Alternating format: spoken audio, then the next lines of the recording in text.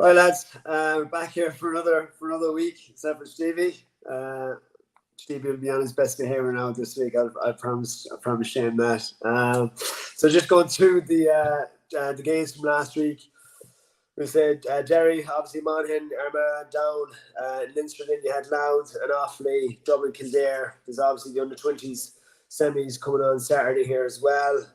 We'll just touch on the format of the new groups coming in now. Obviously, the draw was made, and we'll do a little segment on early footballer of the year. No, it is early, but that'll be league/early championship first round or two. So, but I don't know, Stevie, how's the form? How are you keeping?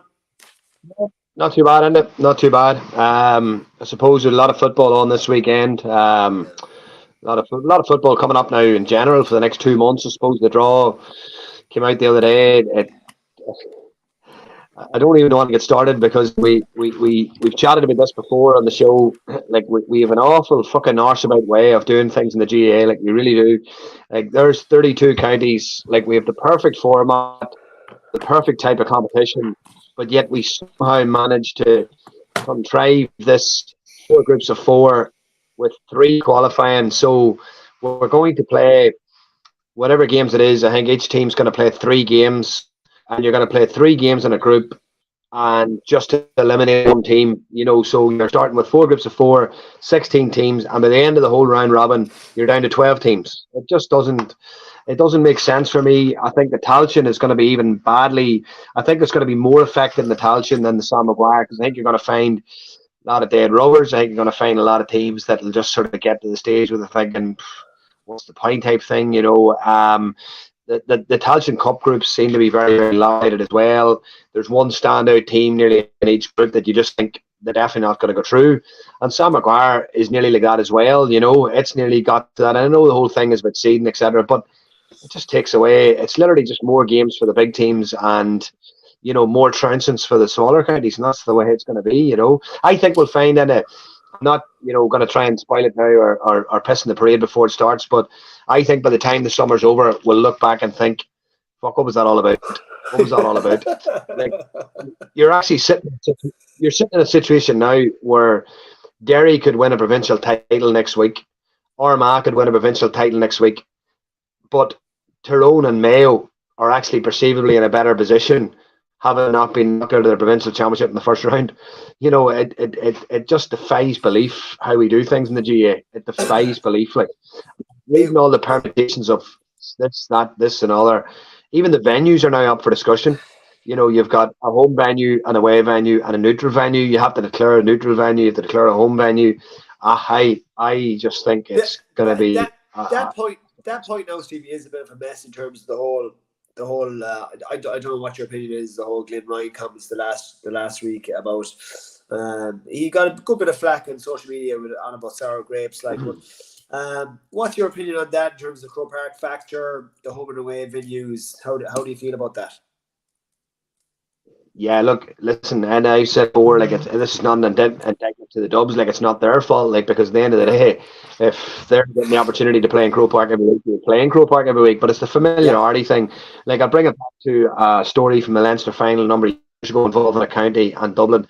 And this particular county were told they can't park their bus there. They had to move around the other side of the stadium. You can't walk through there. You can't walk across the field. You have to go in a certain entrance. And lo and behold, this particular county, because the gentleman that was over the county at the time told me, they had to manoeuvre the bus, take the bus around, had to walk around the back of the stadium. And when they got in and looked out onto the field, the Dublin players were just strolling across the field in their flip-flops and their earphones in. Do you know what I mean? And you're just going like, those are probably the advantages that Glenn's talking about as regards Croke Park.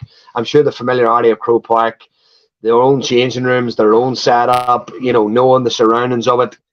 But I'm sort of more gauging towards the fact that they're not playing enough games in other venues. Like, I give my own example, and in 2016, they played Laois in Nolan Park, but it was actually a home game for Laois. But Port Laois in 2016 wasn't deemed fit enough to host that game. Okay? So in 2017, Carlow had a home fixture against them. I was involved at the time. And Netwatch Cullen wasn't deemed fit enough. So the game was moved to Port Laois.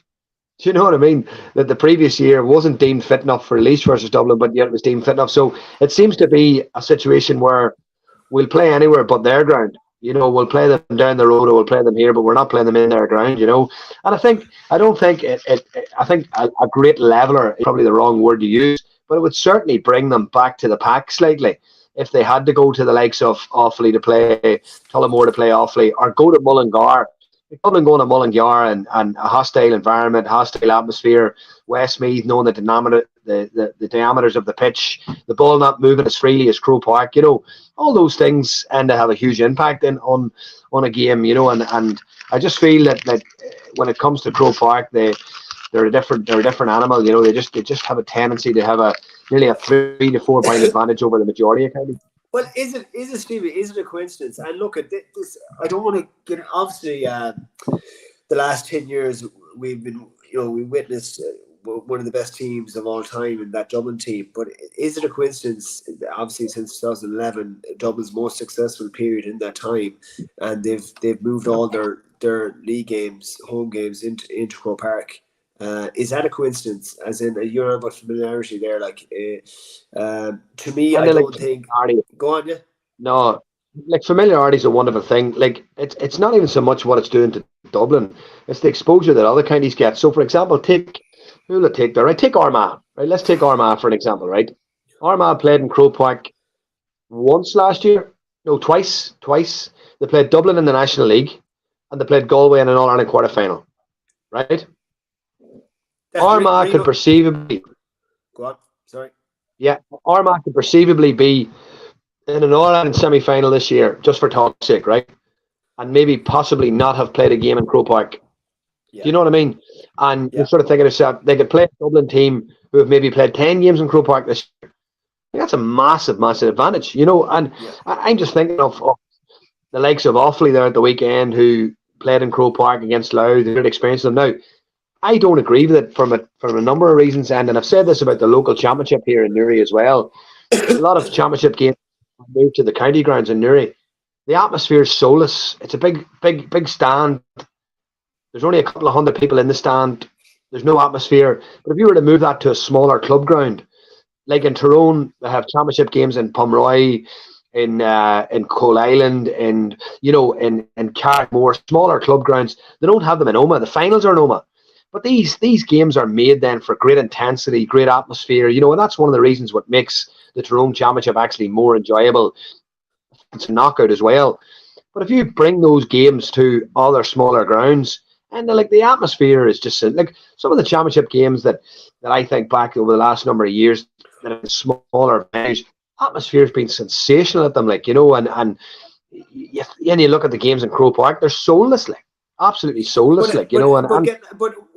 sorry to cut across here, but the GA's explanation at the beginning was in 2011 the Parnell Park obviously is too small to cater for their crowd, and even the away venues, you remember Portlaoise now. Croke Park was 30,000. There was 2 games in Croker. There was 30,000 in the stadium.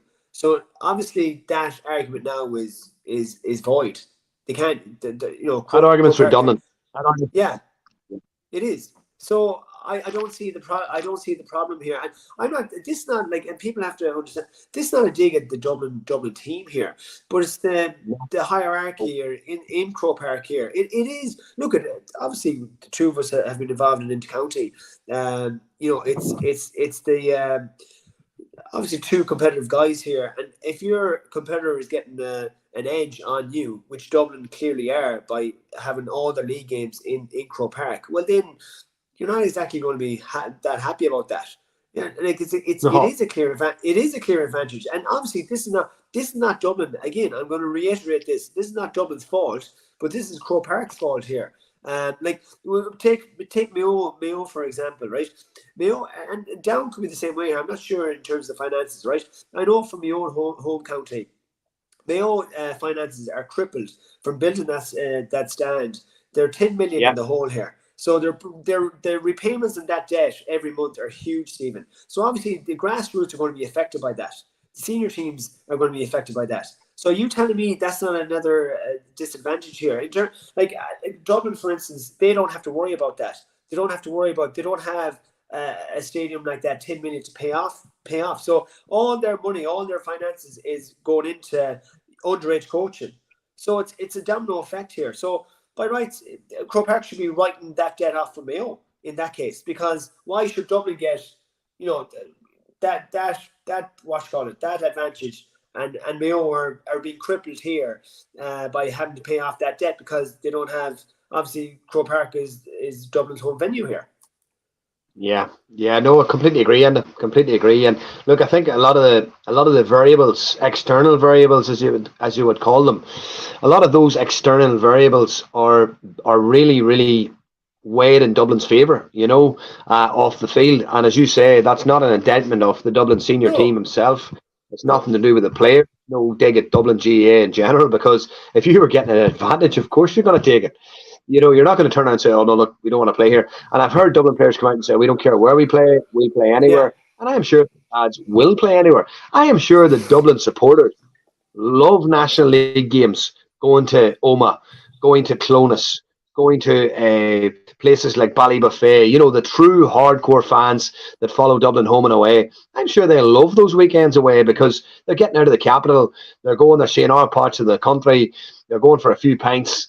The players are playing at different venues. They're seeing the passion of GA in the north here. They're seeing the passion of Ulster Gaels and how much the GA means to us in Ulster. And that's a big thing for players and supporters, and I think it's something that definitely has to be looked at, and moving forward, because Croke Park's becoming very, very soulless.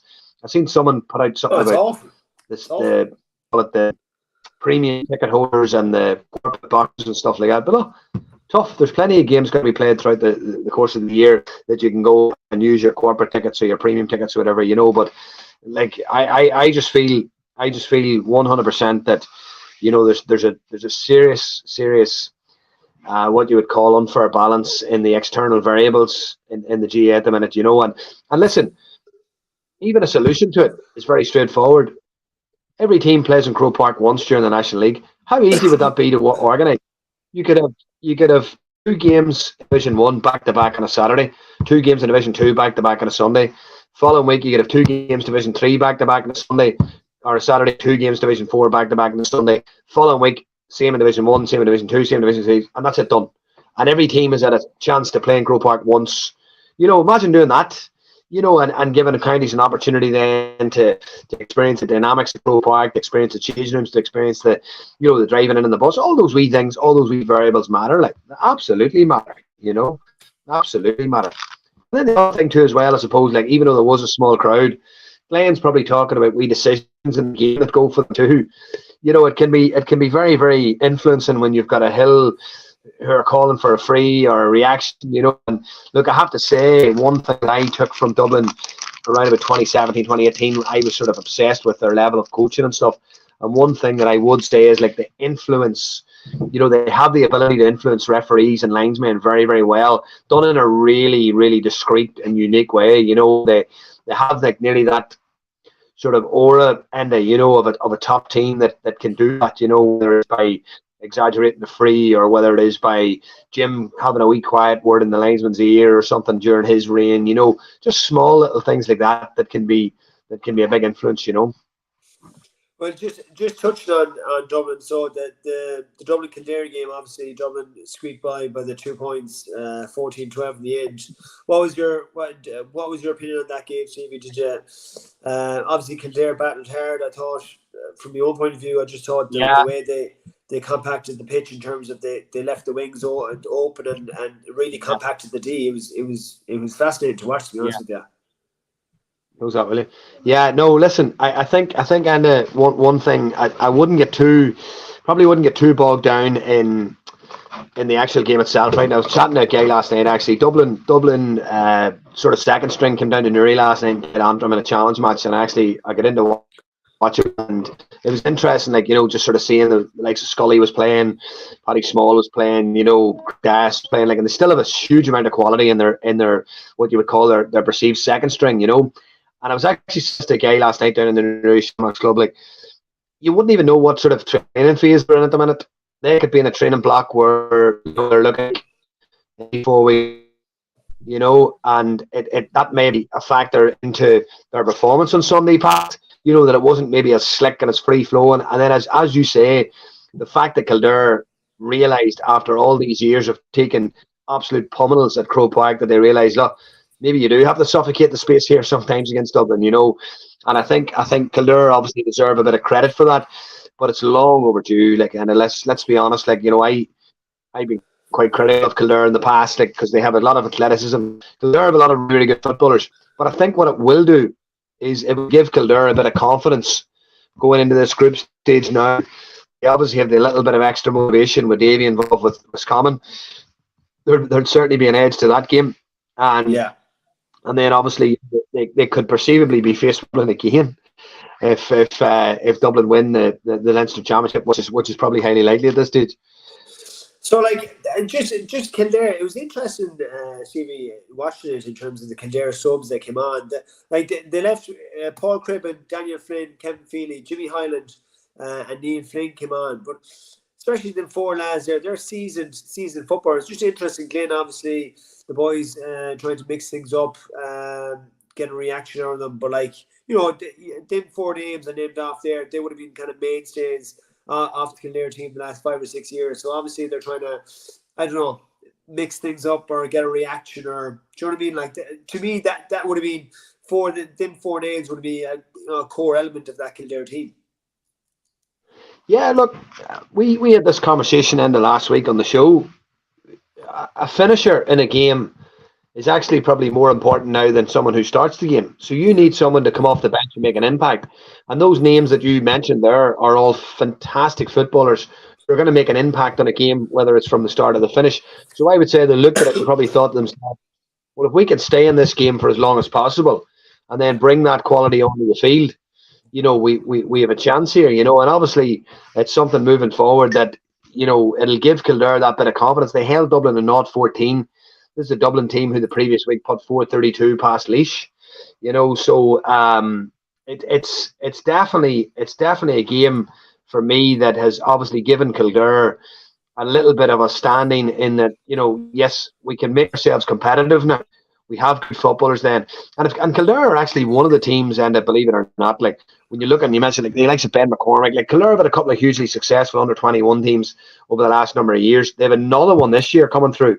They played down on Saturday night in the All-Ireland under semi-final, and I know they put down a chance game and beat down quite comprehensively. I know it'll be a different game on Saturday, but Kildare, excuse me, have always had brilliant footballers. But it's just, for me, and there's just been a reluctance to do the dirty stuff and to put the, to really grind and graft and, play a certain way, whether you like it or not. You have to play in an attritional way at some stage in a game nowadays. You have to go into the trenches. You have to dig deep. You have to hang in there. You have to make yourself really, really hard to break down. And that's something that they proved they can do now in Croke Park. So can they build on that? That's the big question now the next few weeks. Can Kildare build on that performance and push on and get through the group and get that elusive win, Yeah. That well, hopefully, Steve. Look, we've said it before. It'd be great to see Kildare football coming back to the fore again, like Meath as well. Just moving on to the second game, we say Louth and Offaly. Watch that game. I thoroughly, I have to say, it was a dinger. It was great to watch. I have to say. Obviously Kieran Downey for Louth, Sam Mulroy came into it after in extra time, stood up, and it was the quality of football, the quality of scores. It was open. It was I have to say I really, really enjoyed it. What did you make of it? Well, I think you mentioned Kieran Downey there, who was in the team of the week this week, and who's nominated for Player of the Week alongside Andrew Munyon. And who else was nominated this week? Andrew Munyon and was it Shane McGuigan? Shane McGuigan, three, I think. Shane McGuigan, Andrew Munyon, and Kieran Downey. But this is the thing, and it's the point that I've been longing to make now. It just goes to show you what you can do when you have a team that are well conditioned, well organised, and have a kick-out strategy. And that's what Mickey Hart and Gavin Devlin have done. One, they've got them fit. Two, they have a kick-out strategy, and 3, they're organised. Right, throw in your little bit of Stardust, your Sam Mulroy, your Kieran Denny, throw in your few what you would call marquee forwards, and all of a sudden you have a template that makes you competitive. They were a kick of the ball away from being promoted to Division 1. They're in a Leinster final, and this is a team who I remember 5 years ago coaching a Carlow team in Portlaoise and beat them by 12 points in the championship. That's only 5 years ago, and that's a Louth team who were like absolutely the depths of despair. Like they were atrocious, and some of those players are still playing in it. So it's the same players, it's the same county, but it's a new manager. It's a really good coach. It's a bit of structure, a bit of organisation, and they've installed a level of belief. This is the point I made last week about Meath and O'Rourke. When you've no plan, no structure, and you hang players out to dry, the belief's not going to be there. And that's about Louth this year. I watched them in RD against Derry. They were the closest team. They were the team that came closest outside of Dublin to beating Derry in the National League this year. They should have won the game. They were so well organised. They defended in 2/3 of the pitch. They made themselves very, very difficult to play against an RD. They had that wee bit of Stardust with Sam Mulroy playing and a couple of others. The two midfielders, Stevie, as well.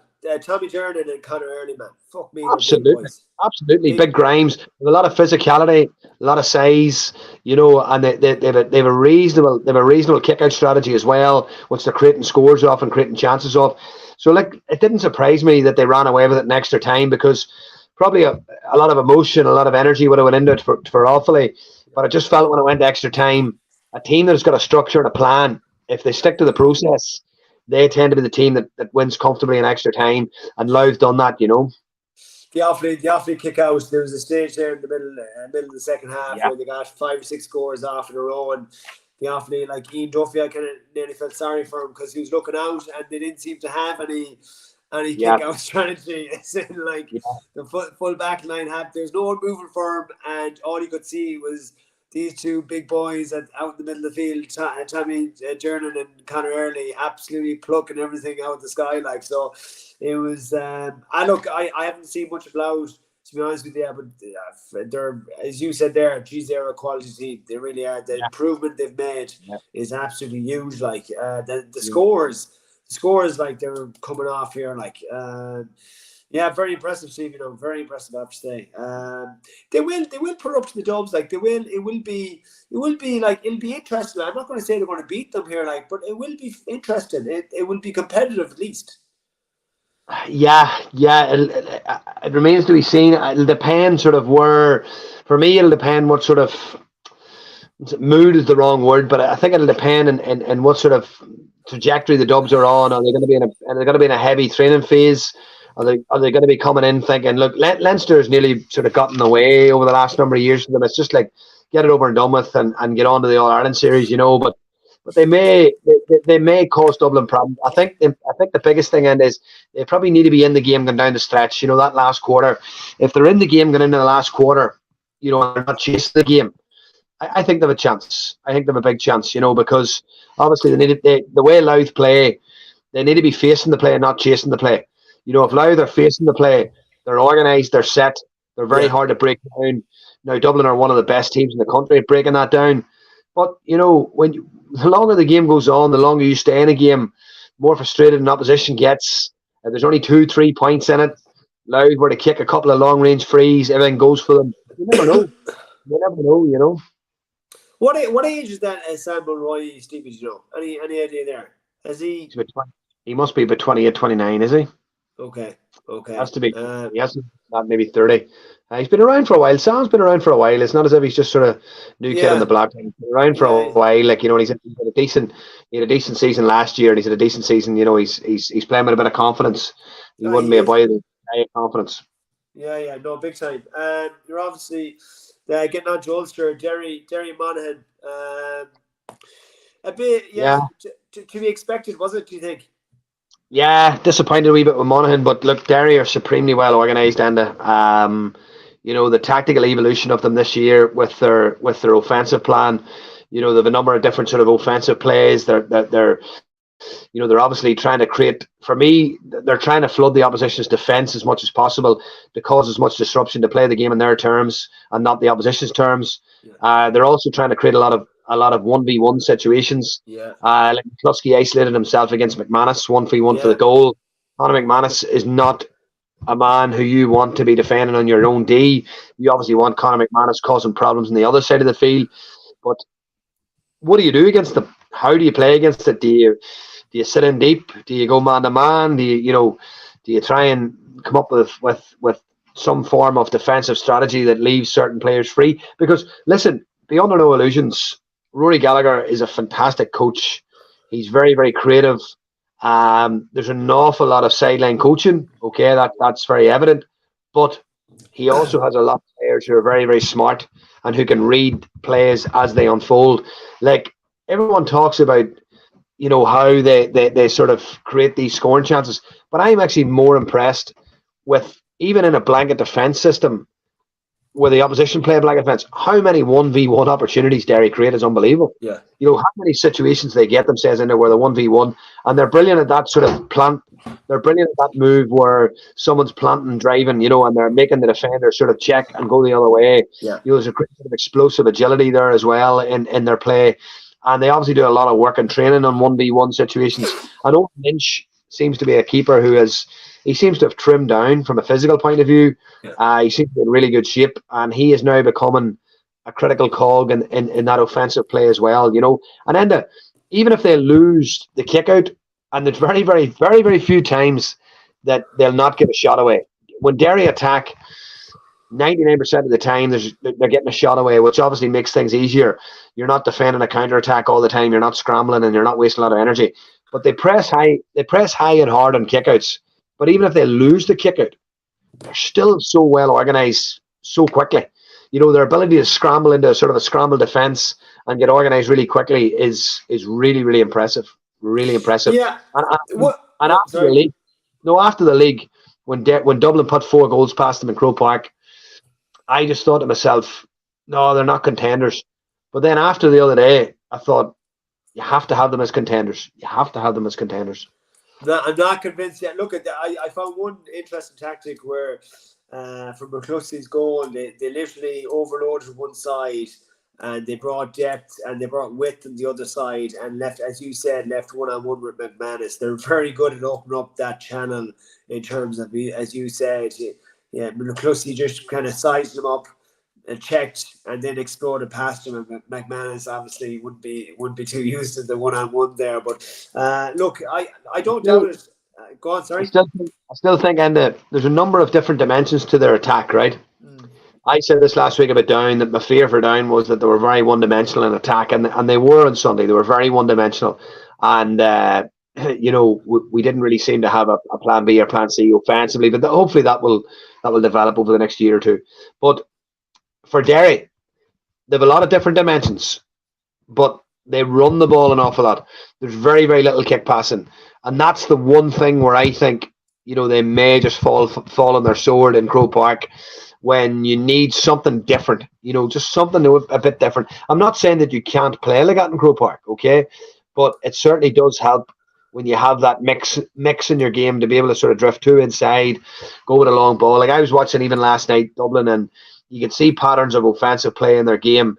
Scully had a couple of real rangy passes into Small and O'Gara, and you were sort of thinking, imagine them in Croke Park coming in from the halfway line. The opposition were chasing back, winning balls over someone's shoulders, turning spin, in and goal, getting them sort of, and that's what I would probably like to see Derry, evolve from an offensive point of view, being able to throw in, maybe a little bit of a kicking game as well, They just, like I suppose, especially when you have McGuigan inside, it's just like Croke Park. We were saying before, Croke Park's obviously the biggest pitch in the country. So, from a condition point of view, I know Derry are fit, but even after 56 minutes, when you're going up, they're basically doing post to post here, as in everyone retreats back, and they obviously get people forward. They get six men up then, but I couldn't agree with you more, Stephen. I think a balance in terms of when they come into Croker, they kind of got found out last year against Galway. But yeah, look, it'll be interesting.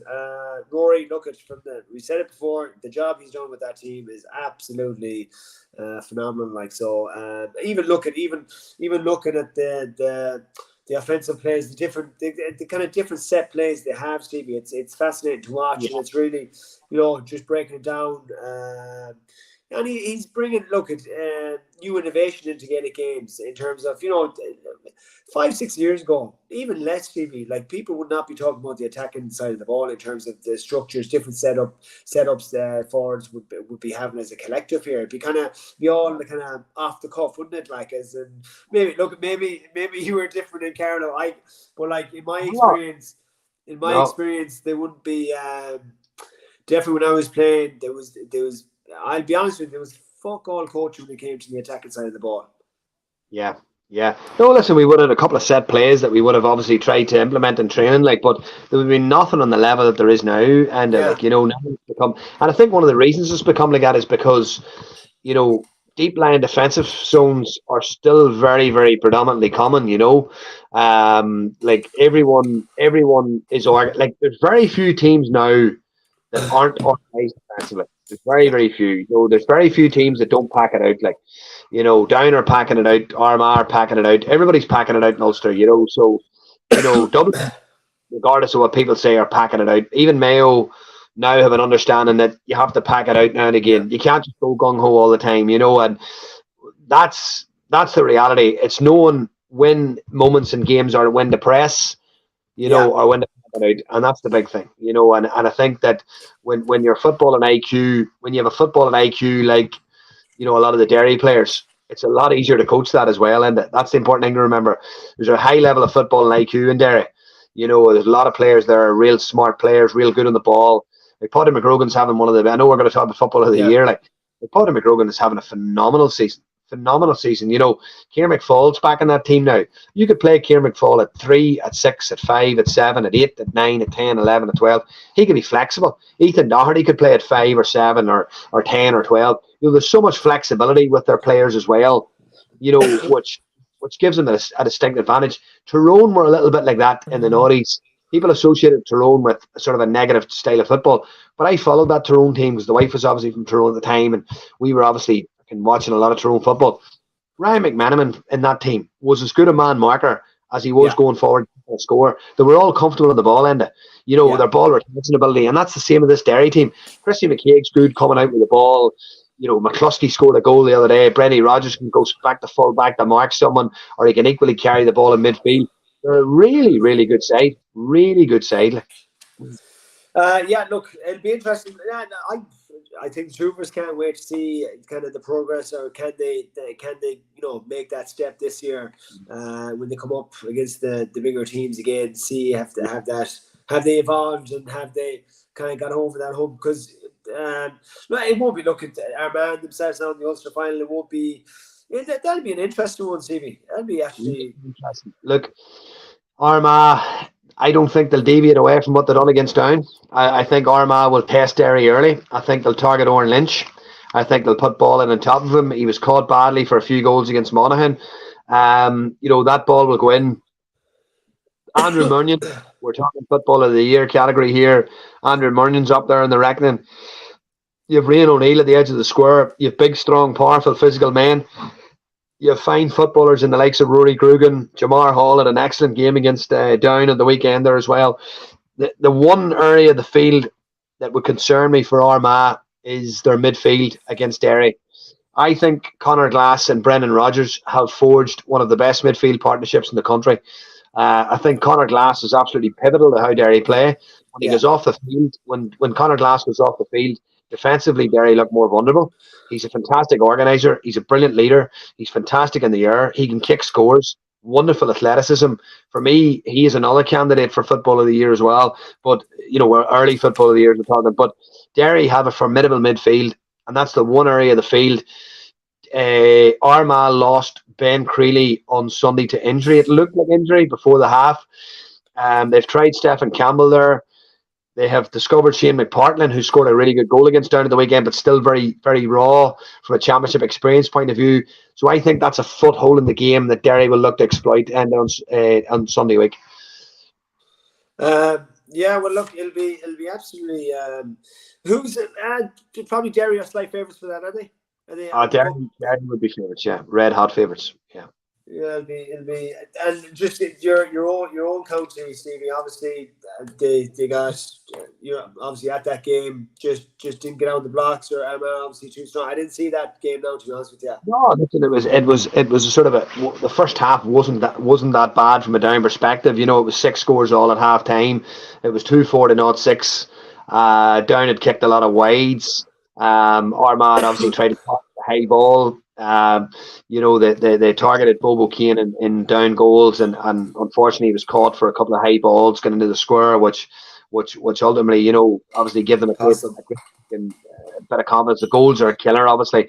But I was just so disappointed in the second half and Down, we were slightly probably overly cautious in the way we set up, and one of Down's greatest strengths probably is a little Down are very, for me, Down are a little bit like Roscommon. They've good forwards. The forwards who like the ball early, the forwards who like to move the ball early. They can cause teams problems, and I just felt like we've the last couple of games we pulled Pat Haven out the field a little bit, and maybe I felt he should have been closer to goal on Sunday. But look, listen, everyone's an expert when they're standing on the bank or sitting in the house watching it on the TV. But no, a bit disappointed with Down. More so disappointed in Down than I was impressed with Armagh. That sort of way. I thought Armagh had done enough. But one distinct thing, and I said this last night actually when I watched Dublin in that challenge game against Antrim, the level of physical conditioning where Armagh are at in comparison to where Down are at is huge. Really? Okay. Huge. Like obviously that's McGeeney has installed that. Like this is the thing, and I've said this to you before. There's a consistency with Armagh's management team. Yeah, they've been there for a while. Julie Davis, the S&C coach, has been there a while, so there's a level of consistency. She knows the players. yeah. She knows their backgrounds. She knows what they work on. They knows certain players might need X, Y, and Z. Other players might need A, B, and C. Down or chopping and changing their S&C coach every couple of months, every year. There's no real consistency in their S&C program. So if there's a level of consistency now that starts to develop in Down, they have Johnny Davis appointed this year, which is obviously a critical appointment because from a strength conditioning point of view, Down have a lot of work to do, and the right strength and condition is not just about throwing a load of fucking bulk on. Like it has to be game related strength and conditioning, and that's the key thing. So from an Armagh perspective, they're further down the road in that, but also Derry are as well. And I think that's one of the things, Enda, for me, that's the standout for me when you consider who the All-Ireland contenders are. Yeah. They're not just probably the 5 best teams, they're probably the 5 best physically conditioned teams as well. Your Kerry, your Dublin, your Mayo, your Derry, and possibly your Galway. Those teams are really, really on a high level of physical conditioning, and you could probably throw Armagh in there as well from a physical conditioning point of view, but maybe they're probably just lacking the strength and depth to contest at All-Ireland level. So going into the Tailteann Cup, Stevie, be hoping what's a successful Look, the draw the Tailteann Cup came in the other day, and it was just like when you look at the draw, and yeah, it would be great to get a run in the Tailteann Cup, but like would I go and watch them against Waterford? Like I don't know if I would enjoy that end, to be honest. I don't know as a supporter. I don't know even would it whet your appetite even as a player to be playing Waterford? And that's no disrespect to Waterford, but Down will put 15 points, 20 points past Waterford, and Tipperary, how do you lift yourself after getting relegated? I think the Tailteann Cup this year, I think the groups have spoiled it, Enda. I think they've really spoiled it because you're taking away a bit of romance.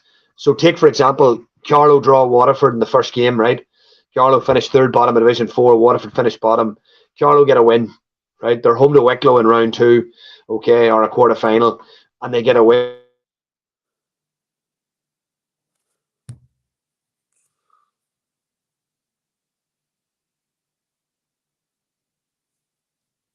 Stevie.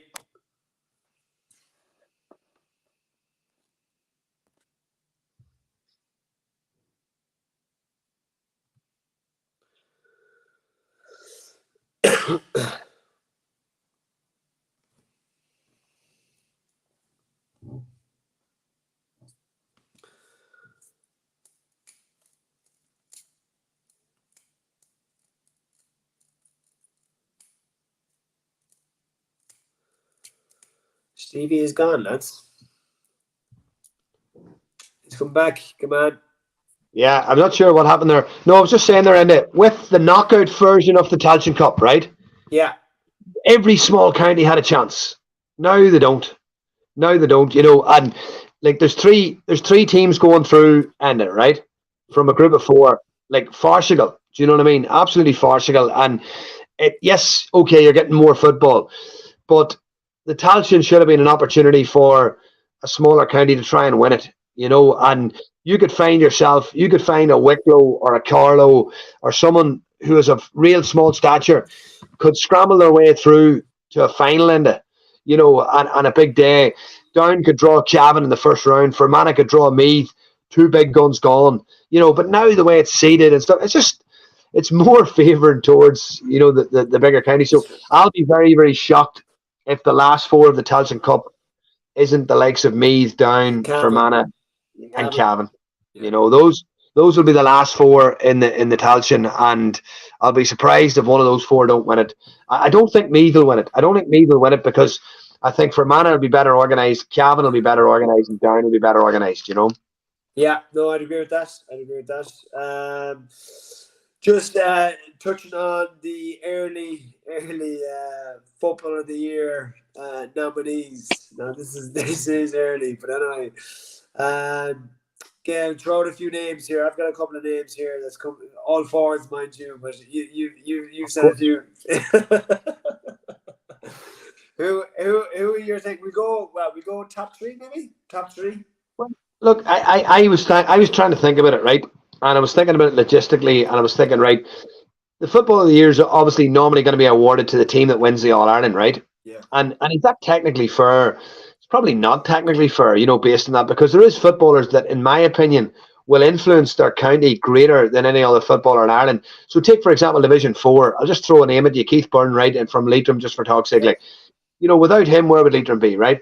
Niall Murphy, Sligo, take him out. Where would Sligo be without him, right? Take out, Jackson, the goalkeeper in Wicklow. Is there a better goalkeeper in the other couple of divisions? You're looking at these players that have such an influence, but they'll probably never actually get the recognition. Darren McVeenie's having a wonderful season with Cavan, Division 3 champions. You're looking at that. Owen Murdoch from Down is carrying Down under 20s on his back, to an Ulster title. Absolutely phenomenal young talent. Is going to have a massive future in the game and has played this year for Down and has been important for Down in big senior games as well. You're looking at the likes of Division 2. You're looking at the likes of, you named them, Kieran Downey, Sam Mulroy, some of those Louth players that haven't got promotion and won't win Sam Maguire, okay, and probably won't get to the latter stages of Sam Maguire. You look at your Derrys, your obvious candidates in Derry, Dublin, obvious candidates. Then you go into Division 1. Enda Smith having a brilliant season for Roscommon. Kieran Murdo having a brilliant season. Had him down. Had Enda Smith down. Absolutely. But there's so many different characters who have contributed, but their counties won't win the All Ireland. That's the point I'm going to make. Roscommon aren't going to win the All Ireland, neither are Louth, right? But these players certainly deserve to be recognised for how brilliant a season they're having. But for me, I think David O'Connor is having a really strong season for Mayo. I think he's a brilliant footballer. Obviously, I'm looking at Division 1. I'm thinking, on the spot, I'm thinking possibly as the season progresses, Andrew Murnion, if he stays fit, is going to have a major impact in the longevity of Armagh's season. Big Enda, as you've talked about as well. But I'm thinking of other contenders here. Galway. I think Galway have a better. Sean Kelly. Absolutely. Funny, I said a gentleman that says Kelly's a real dog. He's a real proper defender. A really, really good, aggressive front foot. I really like Kelly. Paul Conroy's obviously a Rolls Royce. Every week he'll step up to the mark. He'll do his bit for the team. I don't think they're as reliant on Shane Walsh this year. I don't think they are as reliant on him as they have been in previous years. But still, a man who can take off now in the next few months and produce 2 to 3 months of pure brilliance. Comer, another man who's at the top of his game. There's so many in it. There's so many. You will like my Ulster partisan here, but I just love I love the football that Shane McGuigan's playing. Yeah, I really, fucking you. I knew you were I going to really go. enjoy watching Patrick McGowan as well. I think he's a brilliant footballer. But I'm thinking of the influence that these players have on their teams. Look, it's very early in the year, but I've named probably about 15 players there. But for me, regardless of who we name now, if they're not going to be in the final, they're probably not going to win the football of the year. That's the reality. Yeah, yeah. I suppose and Paddy Durkin had another a decent, Ah, I brilliant, suppose. brilliant, brilliant. Yeah, yeah. Um, Coach for but Mayo. you're right though, Stevie. As in, we're on about it here, but obviously Kerry Dublin are kind of the two kind of main contenders here. Then Galway, Mayo are and Derry are kind of in that kind of second group. Not too far away, obviously, behind those two. But the likes of, we'll say, we haven't mentioned anyone from really Dublin and Kerry because they haven't really got out of second gear here in terms of No standout individual, Enda. That's the key. There's no real standout individual. Obviously Thomas Sullivan from Kerry, like a cornerback's been absolutely fantastic. Yeah. He's a National League, and it's very, very seldom probably, that the defender will get it in front of a midfielder or a forward, because of their influence. But this could be the year that happens, But no, I completely agree with you. Dublin, you'd automatically be saying Brian Fenton, Conor Callan, but they haven't set the world on fire. They haven't set the world on fire. So, you probably are looking at the likes of a Galway or a Mayo or a Derry, to pull the current form player out of it, But listen, that many playing well, it's very, very difficult to narrow it down to two or three, I will say though, I'm laughing at you there with Shane McGregor, but he was top. In fairness, the last. At this stage of the season, he has been the most impressive in terms of the country, in terms of the scores he's putting up, the ball winning ability, what he's shown for Derry being their main leading scorer. And it's obviously only early May, but he is. Well, tell me this. Here's one for you. Are we ruling goalkeepers out of football of the year altogether? Well, seeing this, man, Rory Began from Monaghan as well was absolutely brilliant the last day. Against Derry as well. I thought Oren Lynch had a phenomenal game. I thought that was Oren Lynch's best. Yeah. Ethan Rafferty is having a monumental influence on the way Armagh play. People talked about how Cluxton is, Cluxton was the revolutionary for goalkeeping. Yeah. But these guys are now taking it to a completely different level. And the fly keeper is now becoming more prevalent. And I know, some of them are still going to be caught for their basic goalkeeping ability and basic goalkeeping skills. Yeah. But there's very seldom, the way I sort of look at it is you could be faced with 30 kickouts in a game or 15, 20 plays from open play, but you might only have to save 2 shots, So it's weighing up the pros and cons of that, and weighing up the risk of the world. Yeah, no, it'll be interesting. Yeah, look, if God knows, obviously, even 5-6 years ago, if you're in a game and the goalie came out even 30-40 meters, the kind of the smile or the laughter from the crowd, do you know what I mean? It would have been comic. Get you back on that. Yeah. It was like a comedy show here. Oh, geez, what's he coming out for? But now it's just it's part of the game. So it's the evolution. Again, we never would have said that 5 or 6 years ago. So it'd be interesting. I'd love. I remember, when I was playing myself and people would have shouted, "Let him have it," and that's But that's